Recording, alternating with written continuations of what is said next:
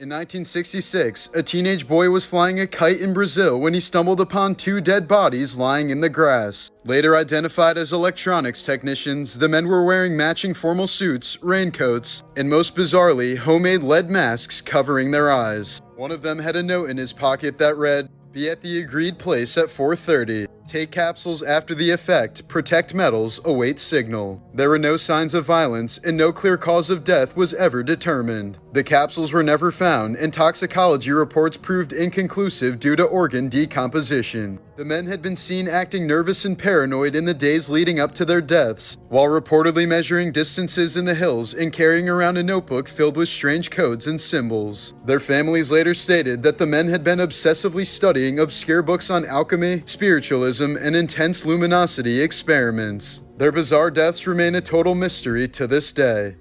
Lee Redmond held the world record for the longest fingernails at 28 feet in total length after growing them out for more than 30 years. She said she had to sleep in a special uncomfortable position and couldn't drive because of them. But she eventually lost them after she was ejected from the passenger seat in a 4-car pileup that resulted in serious injuries. For 60 years, an unknown figure dressed in black visited Edgar Allan Poe's grave on his birthday, January 19th. Starting in the 1930s, he would pour himself a glass of cognac and raise a toast in front of the grave, before leaving behind 3 roses and the unfinished bottle of cognac. The man never spoke and was never identified. In 1942, forest rangers discovered something disturbingly odd at a lake located high in the Himalayas. There were over 200 ancient skeletons with blunt force trauma to their skulls, but the strangest part was that they were from distinct populations that died about 1,000 years apart. Researchers say the lake may have served as a recurring death trap over the centuries, with many likely dying from sudden hailstorms, which explains the cracked skulls. Many of the skeletons can still be seen emerging from the thawing ice in the summer, some with their hair and flesh still intact.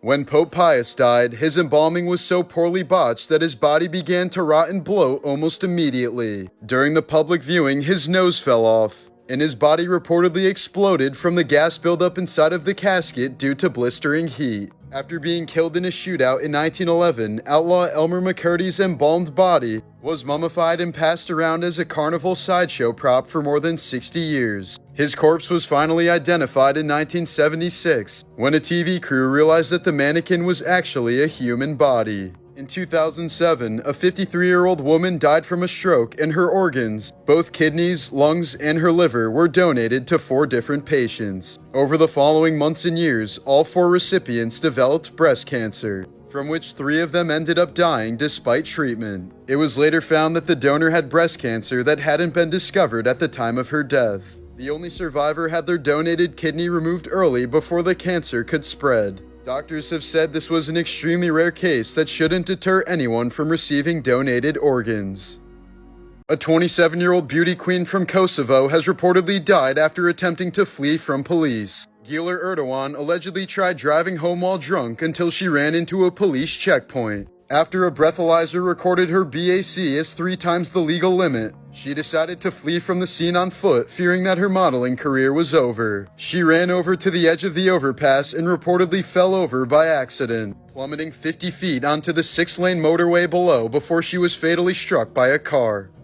In 2012, a woman from South Carolina discovered that her ex-boyfriend of 12 years had been secretly living in her attic for several weeks. She'd been hearing strange noises and nails dropping from the ceiling of her bedroom, before eventually sending her nephew to investigate, who found the man sleeping on the attic's heating unit. The ex-boyfriend had also rigged the ceiling vents to apparently look into the woman's bedroom from above. Upon discovery, he fled the scene before police arrived, but was later apprehended. Just last year, Nicolas Cage's son Weston was arrested after reportedly assaulting his mother, Christina Fulton. The woman says she rushed to Weston after hearing he set his apartment on fire, but upon her arrival, her furious son snapped, violently pulling her into an elevator by her hair before crushing and suffocating her. Fulton testified, "He shoved his thumb into my eye socket. The pain was excruciating. My vision went black. I was losing consciousness." She credited one of Weston's friends with potentially saving her life by intervening before the attack got too ugly. Weston was recently ordered to complete a 2-year mental health diversion program instead of serving prison time. In 2007, a man named Shannon Wisnant bought a storage unit at an auction in North Carolina, only to find a severed human leg when he opened the grill inside. He reported this to authorities, but soon decided he wanted to keep the leg and turn it into a money-making Halloween display for adults and children to pay to see. However, the man who the limb once belonged to caught wind of the story and said it was his own amputated leg that he lost in a plane crash and wanted to be buried with someday. After a long custody battle, the leg was eventually returned to its original owner. In 1988, Iranian man Mehran Karimi Nasiri was traveling to the UK when his briefcase containing essential refugee documents was stolen from him at a Paris train station. Unable to prove his identity to British immigration officials, Nasiri was returned to France and found himself completely stranded in Terminal 1 of Paris's main airport. He remained there for an astonishing 18 years, during which he became a fixture in the terminal, residing on a red bench surrounded by his belongings, writing in his diary, and engaging with airport staff and travelers. In 2006, Nasiri was hospitalized, finally ending his long stay at the airport. He later lived in a Paris shelter before returning to the airport in 2022, where he would spend his final days before dying of a heart attack in the same terminal. His unique situation inspired several works, most notably the 2004 film The Terminal, directed by Steven Spielberg and starring Tom Hanks. In 2015, Denise Huskins was kidnapped from her boyfriend's California home by a masked intruder before being held for ransom. She was taken to a remote location where she was blindfolded, drugged, and raped multiple times over the next 2 days. When Denise was suddenly released, police accused her of faking the entire story like a scene straight out of Gone Girl. They mocked her during press conferences and labeled her as mentally unstable, until evidence finally surfaced proving that everything she'd said was true. Her kidnapper turned out to be a former Harvard-educated lawyer who had a history of stalking couples. This still frame is from the Collateral Murder video released by WikiLeaks, captured moments before U.S. Apache helicopter pilots opened fire on local civilians and journalists in Baghdad 2007. The footage, which includes audio of the pilots making casual jokes during the attack, was leaked by whistleblower Chelsea Manning, who was subsequently sentenced to 35 years in prison, though this sentence was later commuted. No charges were ever filed against the military personnel involved in the incident. When legendary baseball player Ted Williams died in 2002, his head was cryogenically frozen by the Alcor Life Extension Foundation so that he could potentially be revived in the future. But according to a former employee, his severed head was badly mishandled and allegedly used for batting practice with a wrench inside of the lab. Alcor has denied these dark allegations. In Washington state, a man tried to heat up a lava lamp on his stovetop for unknown reasons. The lamp exploded like a grenade, sending a shard of glass into his chest and puncturing his heart. He was found dead on his kitchen floor, surrounded by wax and broken glass. In 2016, a woman from China was found mummified inside an elevator at her apartment complex. A power outage had shut the lift down and no one realized she was inside. After power returned, no one checked the elevator for more than a month, and at some point she likely died from dehydration. When maintenance workers finally found her body, her hands were completely mangled and claw marks were found inside the elevator, as she desperately attempted to pry the doors open to free herself. In 2022, a 25-year-old woman named Sharaban wanted to escape personal and family issues in her life. So she devised a crazy plan to fake her own death and searched social media for lookalikes, eventually stumbling upon a German beauty influencer named Khadija who closely resembled her. After promising the model free beauty treatments, Sharaban kidnapped her and stabbed her 56 times before leaving the body in her car, attempting to pass it off as her own. The influencer was initially misidentified as Sharaban, until DNA testing revealed the disturbing truth, as her horrific plan resulted in life in prison. Australian woman Noella Rukunko became famous in 2015 after crashing her own funeral. She was presumed dead after her husband paid several hitmen to kill her upon wrongly suspecting that she was cheating on him. But instead, the hitmen spared her life since they knew her brother and refused to kill women or children. They revealed her husband's plot to her before providing all the evidence and helping her fake her own death. Days later, Noella walked into her own funeral that was organized by her husband, causing him to faint on the spot. He was later arrested, confessed to the crime, and sentenced to 9 years in prison for incitement to murder. This has to be the strangest disorder I've ever heard of by far. Body integrity identity disorder is a rare neurological condition that causes the patient to believe that one or more of their limbs does not belong to them. This sense of disconnection often begins in early childhood, with sufferers reporting an intense and persistent desire to remove or disable the offending limb. Some patients become so distressed that they attempt self-amputation, using power tools, shotguns, or dry ice to damage the limb beyond repair. Renowned cricket historian Roland Bowen famously severed his own leg in 1968 while suffering from this disorder, and in the late 90s, Scottish surgeon Robert Smith controversially performed amputations on healthy patients who begged him to cut off one of their limbs. In many of these cases, patients report an indescribable sense of relief and psychological alignment following the removal of the unwanted limb. For them, the amputation is not a loss, but a long-sought correction in the harmony between their physical form and internal identity. Eminem's track Brain Damage was inspired by his real-life childhood bully, D'Angelo Bailey. In an interview, Bailey once boasted about beating Eminem so severely that it caused a concussion, bleeding from the ears, and temporary vision loss. In 2001, Bailey tried suing Eminem for slander over the song, but the case was thrown out by the judge, who delivered the ruling in the form of a rap. This photo from 1977 shows a Rhodesian soldier interrogating a group of captured rebels. The men had to hold this position until they talked, and the first one to fall would receive a bullet in the forehead. In 1982, 7 people in the Chicago area randomly dropped dead after taking cyanide-laced Tylenol capsules. The incident changed packaging laws forever, but the killer was never caught. In 2021, a 39-year-old man was reported missing in Barcelona. Days later, his rotting corpse was found stuck inside a papier-mâché dinosaur statue located outside of an abandoned movie theater. He'd somehow dropped his phone inside of the statue, crawled in to retrieve it, got stuck, and died upside down. Popes can't be organ donors because their body becomes property of the church once they die. This rule invalidated Pope Benedict's organ donor card, which he had held since the 1970s. This practice ensures the preservation of the body for potential future veneration, especially if the Pope is canonized as a saint. It's been long rumored that when a Pope dies, it's tradition to hit him on the head with a silver hammer to ensure that he's actually dead and not just sleeping. In 897, Pope Stephen VI had his dead predecessor, Pope Formosus, dug up, dressed in papal robes, and put on trial. They propped his corpse on a throne, screamed at it, found him guilty, severed 3 of his fingers, and threw his body in the river. The public was so horrified by the grotesque trial that Stephen VI was soon imprisoned and strangled to death. When Pope Pius XII died, his embalming was so poorly botched that his body began to rot and bloat almost immediately. During the public viewing, his nose fell off, and his body reportedly exploded from gas buildup inside of the casket due to blistering heat.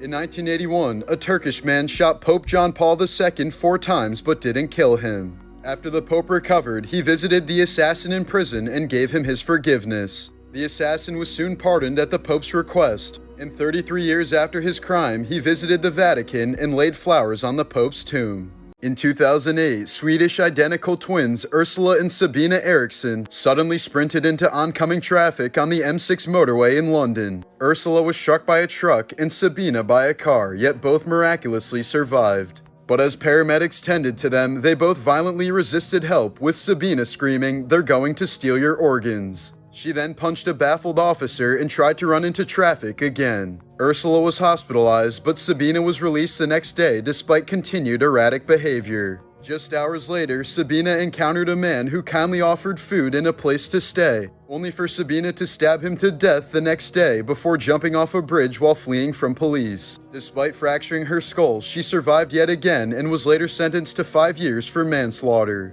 There was no evidence that drugs or alcohol was involved in their sudden strange behavior, as the incidents have been chalked up to an episode of shared psychosis. Mary Bell was only 10 years old when she committed 2 shocking murders in 1968, making her one of the youngest known child killers in modern history. Raised in a violently abusive home in Newcastle, England, Mary first killed 4-year-old Martin Brown by strangulation after telling him his neck looked sore and offering to massage it. She then returned to the scene days later to leave taunting notes saying that she would kill again. 2 months later, she murdered 3-year-old Brian Howe in the same way, not only strangling him, but also mutilating his body with scissors and carving the letter M into his stomach. Along with her 13-year-old accomplice, Norma Bell, Mary was arrested and showed no remorse during her interrogation. In court, she was only convicted of manslaughter due to her young age and served 12 years in prison before being released with a new identity. Mary and her daughter were granted lifelong anonymity by the court as her current whereabouts are unknown. After leaving the hit sitcom Different Strokes and struggling to find success as an adult actress, Dana Plato spiraled into addiction, poverty, and run-ins with the law. In 1991, Dana entered a Las Vegas video store with a pellet gun and demanded all the money in the cash register, after which the flabbergasted clerk called 911 saying, "I've just been robbed by the girl who played Kimberly on Different Strokes." Dana soon lost custody of her only child, was caught forging prescriptions, and attempted to salvage her career by posing for Playboy, but found little redemption. By 1999, she was a faded star clinging desperately to the hope of a comeback, but her appearance on The Howard Stern Show turned into a public humiliation. Stern and his callers openly mocked her claims of being sober for 10 years, with some cruelly suggesting she was just moments away from another downfall. Within 24 hours of the interview, Dana died alone from an overdose of prescription pills at the young age of 34. In 1918, Austrian artist Oskar Kokoschka commissioned a life-size doll of the love of his life Alma Mahler after the end of their affair. He requested that it be constructed with swan skin with the feathers still attached, and stuffed with sawdust, cotton wool, and horsehair to mimic the softness of flesh. He even asked for anatomically accurate features, including a mouth with teeth and a tongue, and specified that the doll's intimate parts be perfect and luxuriant. The result was apparently so lifelike and disturbing that Kokoschka's butler suffered a stroke immediately upon seeing it. It's illegal to save baby sea turtles from predators if you don't have a permit. So if you ever see this happening before your eyes, you must let nature take its course unless you're willing to risk jail time. Why? In 2001, a 6-year-old boy was undergoing a routine MRI scan in New York after surgery to remove a brain tumor. While he was sedated inside the machine, a metal oxygen tank was accidentally brought into the MRI suite, where the powerful magnetic field violently pulled it across the room. The tank struck the boy in the head with devastating force, fracturing his skull and causing brain injuries that were fatal. Jeremy Renner's snowplow accident in January 2023 proved to be even more graphic than initially reported. While attempting to assist a stranded vehicle near his home, he was suddenly pulled under his 14,000-pound snowplow, which crushed his body with so much force that he later recalled hearing the crunching of his own bones. Renner sustained 38 broken bones, a collapsed lung, severe cranial trauma, and required extensive reconstruction with metal plates in his chest, legs, and face. Among the most horrifying details he later revealed was that the impact had dislodged his left eyeball so severely that he could see it sticking out with his right eye. Despite the injuries, Renner remained conscious throughout the ordeal, fully aware of his condition, and at one point attempted to write what he believed would be his final words to his family. The actor has since regained much of his physical function, thanks largely to his daughter's support and his own relentless determination to continue living. During a match in Germany in 1993, star tennis player Monica Seles was stabbed in the back with a 9-inch kitchen knife by Günter Parch, an obsessed fan of her rival Steffi Graf. Parch was infuriated that Seles had overtaken Graf as the #1 player in the world, and admitted that he wanted to injure Seles so severely that she couldn't play tennis for a long time. Following the attack, Seles took a 2-year hiatus from pro tennis and never fully regained her prior dominance. The attacker received a suspended sentence with probation and psychological treatment, a verdict that sparked widespread outrage across the sports world. In 2019, a French man accidentally killed his friend during a fight and in a panic stuffed his body under his mattress. To avoid suspicion, he slept on it for nearly 2 years while regularly spraying air fresheners and bug repellent to mask the stench. He was eventually caught when the odor became overwhelming for his neighbors. In 1984, California man David Burke was fired from his airline job for a petty theft, so he smuggled a loaded gun onto the flight, shot the pilots mid-air, and deliberately crashed the plane into the ground, killing all 43 passengers on board. Investigators later found a note in his pocket addressed to his former boss stating, "I asked for some leniency for my family, remember? Well, I got none, and you'll get none."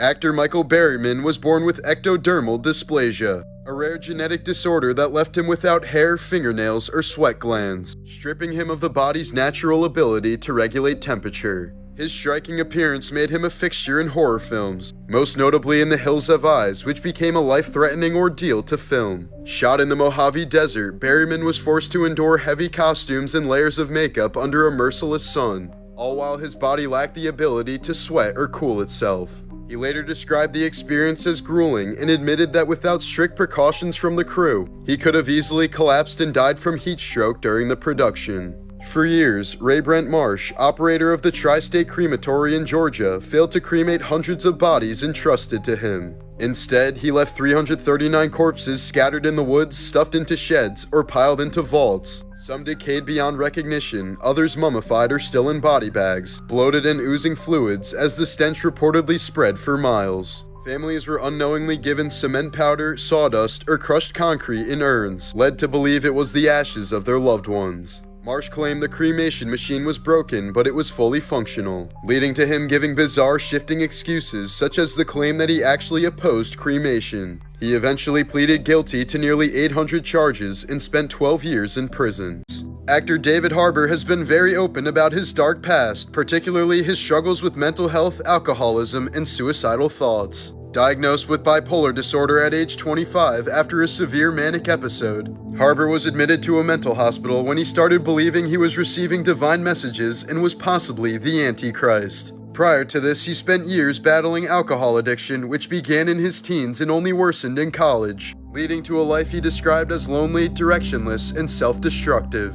He's admitted to violent emotional outbursts during manic episodes, such as smashing mirrors and feeling like a danger to himself and others. At his lowest, he felt like he was slowly disappearing and contemplated taking his own life. Harbour now credits acting with saving his life since it gave him a way to channel his mental chaos into performance. Now sober and in treatment, he describes himself as someone who enjoys consciousness too much to ever return to his old ways.